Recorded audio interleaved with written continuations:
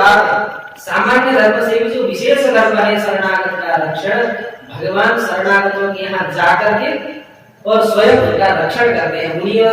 मुनियों का ध्यान नहीं आते हैं, अब तो जंगल में जाकर के भगवान खुद शरणागतों का रक्षा करते हैं। यह शरणागत जो धर्म है इसका महात्म्य बतलाने के लिए श्री वाल्मीकि जी महाराज अरण्य कांड का प्रारंभ करते हैं। प्रविश्यतु महारण्यं दंडकारण्यमात्मवान् रामो ददर्श दुर्धर्षस्तापसा सर्वमण्डलम्। अरण्य ही नहीं महारण्य में प्रवेश कर रहे हैं। इतने बड़े जंगल में प्रवेश करता भगवान बहुत धैर्यशाली है भगवान श्री रामचंद्र।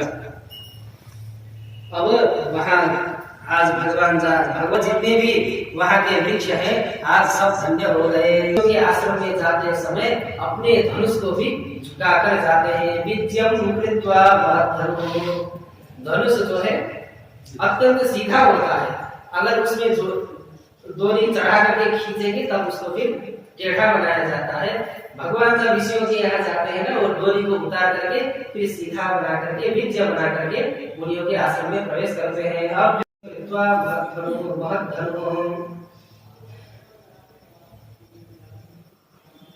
पूर्णिमा के चंद्रमा का उदय होता है उसी तरह पूर्ण चंद्रोदय के समान भगवान को देख करके जितने भी वहां के अरण्य के ऋषिगण हैं सब भगवान के मंगला शासन करने लग जाते हैं। मंगलानि प्रयुञ्जानाः प्रत्यगृह्णन्ति प्रदाः।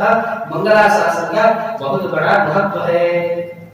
भगवान तो सर्वसमर्थ है, तेज को भी तेज देने वाले, सूर्य में जो तेज है उसके अंदर भी सूर्य के तेज को भी प्रदान करने वाले भगवान श्रीमन नारायण।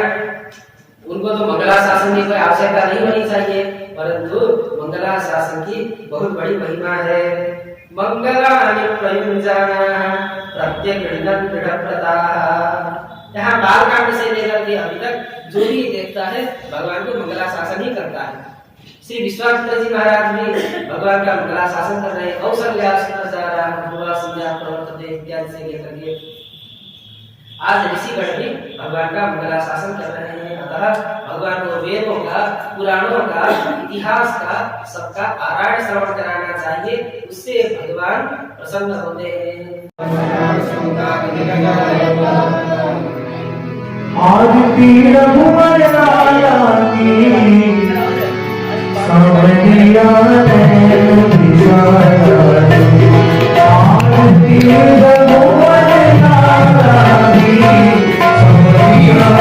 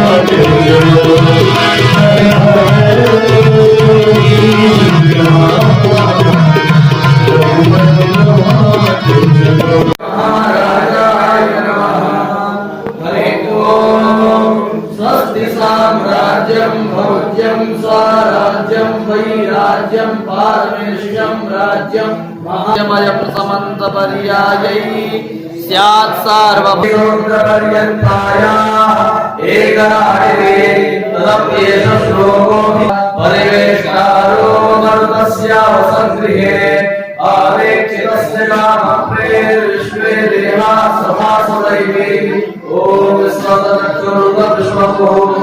विश्वतो बाहुर्द विश्वस्मात् सम्बाहुभ्यां धर्मति सम्पत्प्रैत्या भूमि जनयति देव एकः नानासुगन्धि पुष्पाणि यथा कालोद्भवानि च पुष्पाणि विहारपरमेश्वर प्रार्थनापूर्वकं पुष्पाञ्जलिं समर्पयामि भगवते श्री पुराण पुरुषोत्तमाय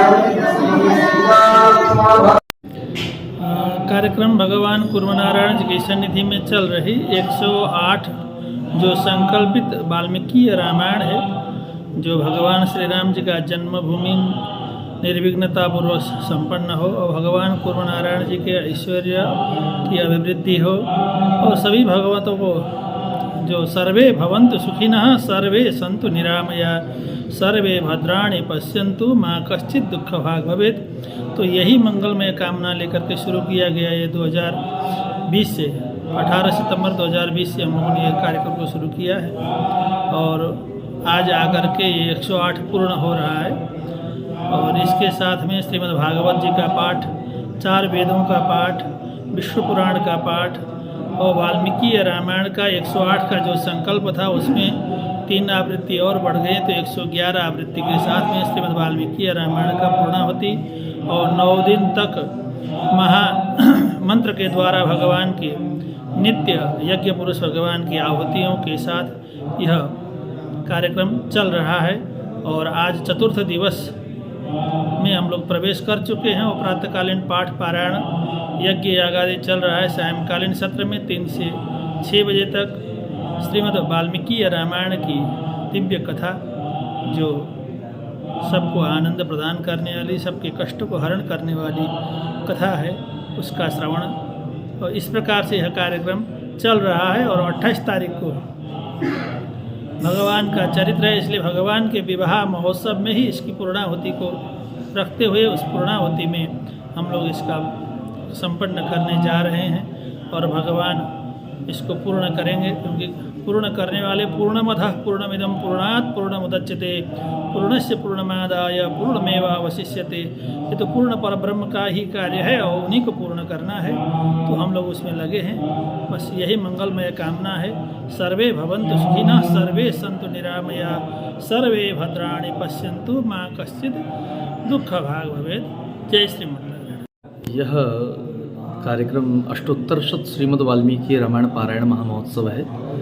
कोरोना काल से प्रारंभ हुआ था पुरुषोत्तम मास से ही, और उस समय से लेकर के आज तक 108 पारायण भगवान के सन्निधि में आचार्य वैष्णवों के द्वारा संपन्न हुआ। इस उपलक्ष्य में इस पारायण की भव्य पूर्णाहुति का यह कार्यक्रम, जिसके अंतर्गत वेद वेद्ये परे पुंसे प्राचे जाते दशरथात्मजे, भगवान श्री राघवेंद्र सरकार का अवतार वेदों ने गायन किया है वाल्मीकि रामायण के रूप में।